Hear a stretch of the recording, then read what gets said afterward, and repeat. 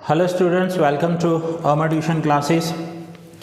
आज मैं आपका न्यू चैप्टर स्टार्ट करने जा रहा हूँ एंड वो है इनकम फ्रॉम हाउस प्रॉपर्टी। अब जब हम इनकम टैक्स में टैक्स पे करते हैं तो किसी की भी इनकम के कितने तरीके होते हैं, पहले उसे समझ लेते हैं। इनकम्स, लोग पैसा कमाते कैसे हैं। जो भी हम पैसा कमाते हैं उस पर गवर्नमेंट को टैक्स देना होता है। तो सबसे पहले जो इंडिया में मेजॉरिटी लोग पैसा कमाते हैं दैट इज सैलरी। ये वो लोग होते हैं जो किसी के पास जॉब करते हैं, चाहे वो प्राइवेट कंपनी हो, गवर्नमेंट सेक्टर हो या कहीं पर भी, उनकी इनकम होती है salary. Second, income from business और प्रोफेशन। वो कोई बिजनेस कर रहा है, मीन्स कोई प्रोडक्ट परचेज सेल कर रहा है, या कोई प्रोफेशन में है, जैसे teachers, advocates, doctor, chartered accountant, इनको फीस मिलती है और इन्हें प्रॉफिट होता है। Third is income from house property. Income from house property. So यहाँ पर है कि जिनको एक्स्ट्रा प्रॉपर्टी होती है, इनकम फ्रॉम हाउस प्रॉपर्टी का मतलब है कि किसी के पास कोई भी एक्स्ट्रा प्रॉपर्टी है और वो प्रॉपर्टी उन्होंने रेंट पे दे रखी है, चाहे वो रेजिडेंशियल प्रॉपर्टी हो या कॉमर्शियल प्रॉपर्टी हो। मीन्स कोई फ्लैट रेंट पे दिया है, कोई घर रेंट पे दिया है, या कोई शॉप रेंट पे दिया है, या गोडाउन रेंट पे दिया है, या फैक्ट्री रेंट पे दिए। जो इनकम हो रही है वो रेंटल इनकम है, तो उसे कहेंगे income from house property.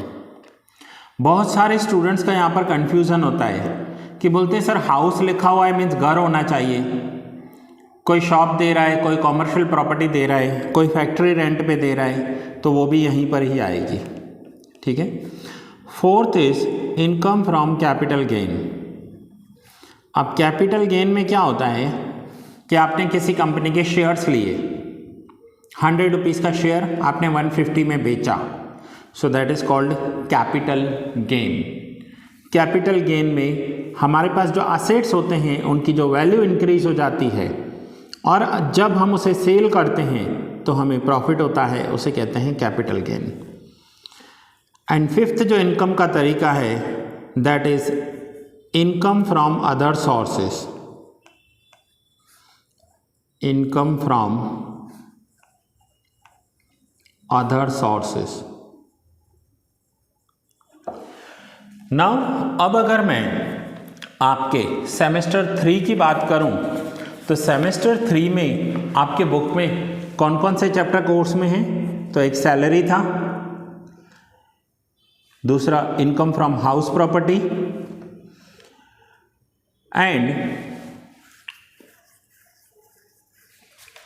Business profession जो है वो आपके सेम 4 में आएगा। कैपिटल गेन जो है वो आपके सेमेस्टर 4 में आएगा। यहाँ पर सेमेस्टर 3 में हमने इंट्रोडक्शन देखा, डेफिनेशन देखा है, एग्जम्प्टेड इनकम्स कौन सी हैं, सैलरी इनकम कैसे है, सैलरी में कैसे कैलकुलेट करते हैं, वो सब देखा। आज हम करने जा रहे हैं इनकम फ्रॉम हाउस प्रॉपर्टी। अब जैसे हमने सैलरी चैप्टर देखा और सैलरी के रूल्स को समझा, वैसे ही आज मैं आपको इनकम फ्रॉम हाउस प्रॉपर्टी का फॉर्मेट एक्सप्लेन करने जा रहा हूँ। ये फॉर्मेट आपको ध्यान से समझना है, लिखना है एंड देन लर्न कर लेना है। सो आइए हम फॉर्मेट को समझते हैं पहले। सो फॉर्मेट में सबसे पहला है इनकम फ्रॉम हाउस प्रॉपर्टी में types of house property, and types of house property में first is self business house. अब सेल्फ बिजनेस हाउस की मीनिंग क्या होती है कि ऐसी कोई प्रॉपर्टी जो मैं अपने बिजनेस के लिए या प्रोफेशन के लिए यूज़ कर रहा हूँ तो उसे सेल्फ बिजनेस हाउस कहते हैं। यहाँ पर लिखेंगे as house is used for self business, income of such house is not taxable under this head.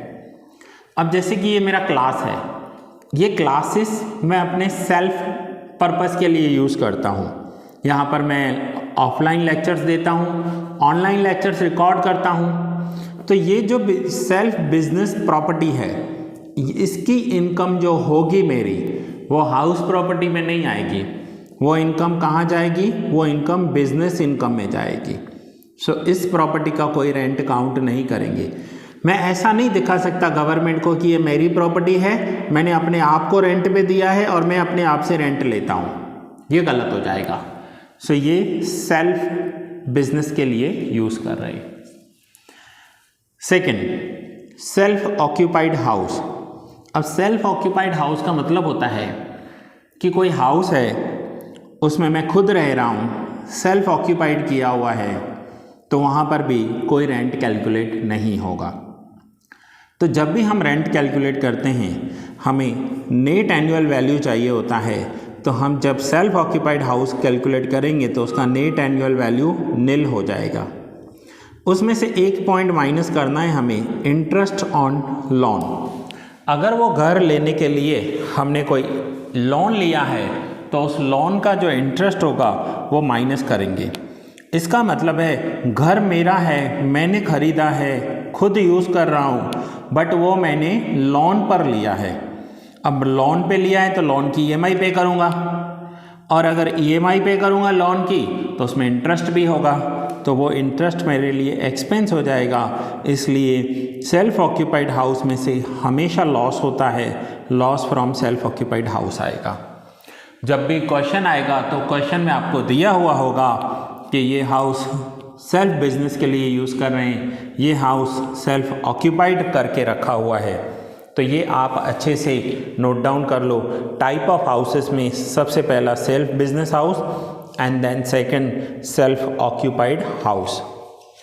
अब हम आगे जाएंगे एंड थर्ड पॉइंट समझेंगे, that is let out house.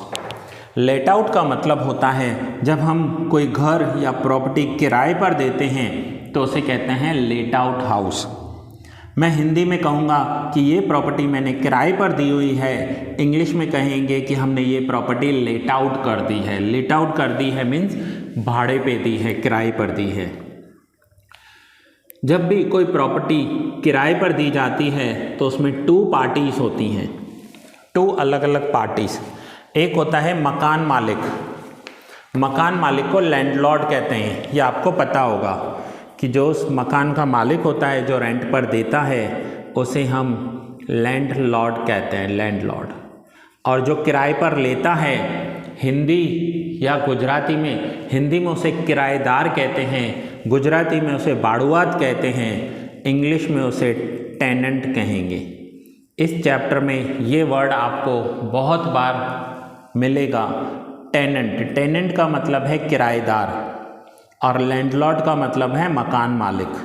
ठीक है, हिंदी में किराएदार कहेंगे, गुजराती में उसको बाड़ुआत कहेंगे। सो लेट आउट हाउस में सबसे पहले हमें उसमें कुछ स्टेप्स हैं, वो स्टेप समझने होंगे। सो पहला स्टेप होता है first decide gross annual value by applying following 4 steps. अब 4 स्टेप्स हैं, ये चारों स्टेप्स हमें एक एक करके ध्यान से समझने हैं और अप्लाई करने हैं। Step number 1, municipal value, fair rent and standard rent.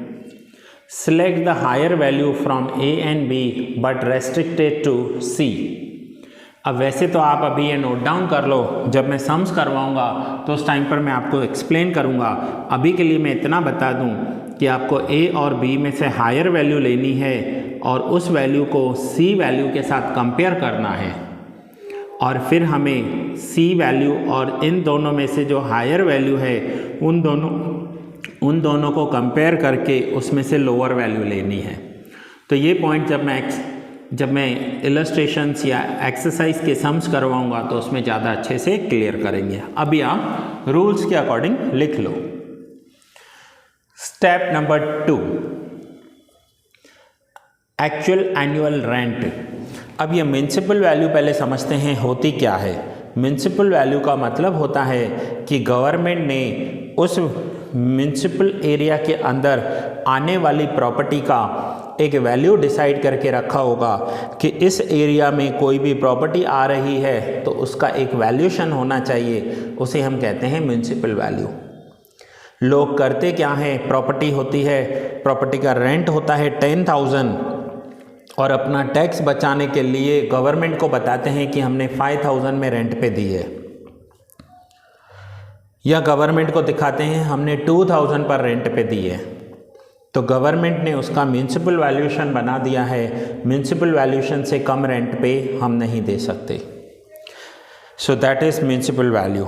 Fair rent, standard rent, ये सारे जब हम सम करेंगे तो समझेंगे। नाउ स्टेप नंबर टू है actual rent, annual rent minus amenities provided. और अमेनिटीज़ किसे कहते हैं ये पॉइंट समझ लेते हैं। थोड़ा सा मैं ऐसे कर लेता हूँ ताकि आपको दिखाई दे। अमेनिटीज़ का मतलब होता है, अमेनिटीज़ कि जो हमने घर भाड़े पे दिया है उस किराएदार को हम क्या क्या फैसिलिटी दे रहे हैं। So water and electric charges, कई बार लोग घर भाड़े पे देते हैं साथ में इलेक्ट्रिसिटी के साथ देते हैं। सो अगर कोई इलेक्ट्रिक चार्जेस हम का मतलब है लैंडलॉर्ड, मकान मालिक पे कर रहा है तो वो डिडक्ट करेंगे। वहाँ पर कोई लिफ्ट लगी हुई है तो लिफ्टमैन को कोई सैलरी दी जाती है तो वो डिडक्ट करेंगे। लिफ्ट के एक्सपेंसेस हैं तो वो डिडक्ट करेंगे। गार्डनर सैलरी है तो वो डिडक्ट करेंगे। इसका मतलब होगा कि आपके पास एक फ्लैट है, आपने वो फ्लैट भाड़े पे दिया है, सामने वाला आपको किराया देता है, बट उस किराए में आप उसका लाइट बिल भी पे करते हो, उसके लिफ्ट के एक्सपेंसेस भी पे करते हो और उस सोसाइटी के गार्डनर की सैलरी भी पे करते हो, तो वो आपके रेंट में से डिडक्ट हो जाएगा। देन नेक्स्ट इज इनको माइनस करने के बाद जो अमाउंट आएगा उसमें से हम माइनस करेंगे अनरियलाइज्ड रेंट। अनरियलाइज्ड रेंट का मतलब होता है कि लोग, सपोज करो आपने किसी मिस्टर ए को घर भाड़े पे दिया, वो 1 साल रहा लेकिन उस 1 साल में उसने आपको लास्ट 2 महीने का भाड़ा नहीं दिया, लास्ट 2 महीने का किराया नहीं दिया, तो उसे कहते हैं unrealised rent. Unrealised rent minus करेंगे, ये one type of bad debts होता है। बैड डेट्स का मतलब है कि आपने घर तो दिया बट भाड़ा आपको नहीं मिला, तो वो इसमें से माइनस करेंगे। तो ये है स्टेप नंबर 2, ये आपको ध्यान से लिख लेने हैं। Now next is step number 3। Now step number 3 में करना क्या है, decide higher value from step number 1 and step number 2। Step number 1 और 2 में से जो हायर वैल्यू होगी वो डिसाइड करेंगे। ये हो गया step 3। Now step number 4, value under step 3 minus vacancy allowance. Vacancy का मतलब होता है खाली। सपोज करो लास्ट 1 साल में 12 महीने होते हैं लेकिन आपने घर भाड़े पे दिया था 8 महीने के लिए, 4 महीने तक आपका घर खाली पड़ा था, तो 4 महीने का रेंट यहाँ से माइनस कर देंगे, उसे कहते हैं वैकेंसी अलाउंस। वैकेंसी का मतलब होता है, वैकेंसी वर्ड बना हुआ है वैकेंट में से, वैकेंट का मतलब होता है खाली होना। सो वैकेंसी अलाउंस मीन्स घर खाली था। एंड इवन कभी जॉब भी चाहिए होती है तो लोग एक दूसरे से पूछते हैं कि आपकी कंपनी में कोई वैकेंसी है क्या। वैकेंसी का मतलब है कोई सीट खाली है क्या जॉब के लिए। सो वैकेंसी अलाउंस मीन्स खाली रहना। अब वैल्यू में से वैकेंसी अलाउंस माइनस करेंगे तो जो आंसर आ जाएगा that will be gross annual value, और ग्रॉस एनुअल वैल्यू में से माइनस करना है हमें municipal tax paid by honour. यहाँ पर ध्यान रखना पेड बाय ऑनर होना चाहिए, पेड बाय टेनेंट नहीं होना चाहिए। मकान मालिक ने उस घर का म्युनिसिपल टैक्स पे किया है तो वो भी माइनस करना है। ये सब इसलिए माइनस कर रहे हैं कि सपोज़ करो आपका एक फ्लैट है, आपने भाड़े पे दिया है और उस फ्लैट में से आपको इनकम हो रही है, लेकिन उस किराएदार को आप बहुत सारी फैसिलिटीज़ प्रोवाइड कर रहे हो, वो फैसिलिटीज़ के लिए जो खर्चा हो रहा है वो माइनस करेंगे। फ्लैट खाली पड़ा है तो वो माइनस करेंगे, और म्युनिसिपल टैक्स पे किया है तो वो भी माइनस करेंगे। इतना सब माइनस करने के बाद जो आंसर आता है उसे कहते हैं नेट एनुअल वैल्यू, NAV। उसमें से अब हम माइनस करेंगे standard deduction. Standard deduction 30% of NAV net annual value, ये जो NAV आएगा उसका 30% माइनस करेंगे। ये गवर्नमेंट की तरफ से एक डिडक्शन मिल रहा है, सबके लिए एप्लीकेबल होता है, 30% ही माइनस करना है। एंड लास्ट में माइनस करेंगे इंटरेस्ट ऑन लोन। अब ये जो घर हमने भाड़े पे दिया है, वो घर हमने जब परचेज किया था तो बैंक से लोन लिया था और बैंक उस लोन पर हमसे इंटरेस्ट ले रही है, तो उसे कहते हैं interest on loan. NAV net annual value में से इंटरेस्ट ऑन लोन माइनस करेंगे। फाइनली जो अमाउंट आएगा वो होगा taxable value from house property, या फिर लिख सकते हैं taxable income from house property. अब यहाँ पर ये शीट बन जाने के बाद taxable income from house property, अब ये शीट बनने के बाद जितने भी घर हैं हर एक का अलग अलग कैलकुलेशन होता है। बहुत सारे लोग ऐसे होते हैं जिनके पास एक नहीं 3, 4, 5 प्रॉपर्टी अलग से रेंट पे दी हुई है, उन्हें हर एक प्रॉपर्टी के लिए ऐसी कैलकुलेशन करनी होती है जो उनका CA करता है, जो उनका चार्टर्ड अकाउंटेंट करता है। ये करने के बाद चार्टर्ड अकाउंटेंट को ऐसी कैलकुलेशन करनी होती है कि उस पर्सन का सैलरी इनकम कितना है, इनकम फ्रॉम हाउस प्रॉपर्टी कितना है, उसने कैपिटल गेन में से कितना कमाया, मीन्स शेयर मार्केट में से कितना कमाया, अदर सोर्सेज में से कितना कमाया, और इन सब का जब टोटल होता है तो उसे कहते हैं टोटल टैक्सेबल इनकम। और उस टोटल टैक्सेबल इनकम पर टैक्स स्लैब अप्लाई होता है, और वो टैक्स स्लैब आप टैक्सेशन में फर्स्ट चैप्टर जो इंट्रोडक्शन का था उसमें सीख कर आए हो। जो टोटल इनकम होती है उस पर फिर हमें गवर्नमेंट को इनकम टैक्स देना होता है। ये हमने आज चैप्टर स्टार्ट किया इनकम फ्रॉम हाउस प्रॉपर्टी। मैं फिर से आपको एक बार सारे नोट्स दे देता हूँ ताकि आप एक एक करके नोट डाउन कर सको। ये था self business house and self occupied house. First आपको ये नोट डाउन करना है। देन आपको late out house. Let out house का मतलब होता है किराए पर दिया हुआ हाउस। तो उसके स्टेप्स हैं, ये है स्टेप नंबर 1। स्टेप नंबर 2 थोड़ा सा मैं आपको अलग से दिखा रहा हूँ। देन स्टेप नंबर 3, ये आप स्टेप्स याद कर लो, हमें हर एक सम में ये स्टेप्स करने हैं, हर एक सम में। एंड बिलीव मी, आप 2-3 सम करोगे ना आपको खुद से याद हो जाएंगे, खुद से याद हो जाएंगे। ये है स्टेप नंबर 3, स्टेप नंबर 4। ये लेक्चर में स्टूडेंट्स यहीं पूरा कर रहा हूँ।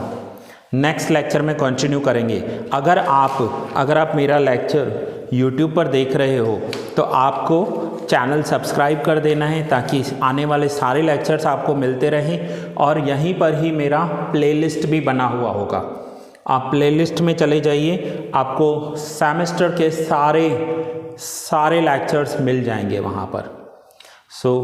ये लेक्चर मैं यहीं पूरा कर रहा हूँ। मिलते हैं नेक्स्ट लेक्चर में और स्टार्ट करेंगे सम्स।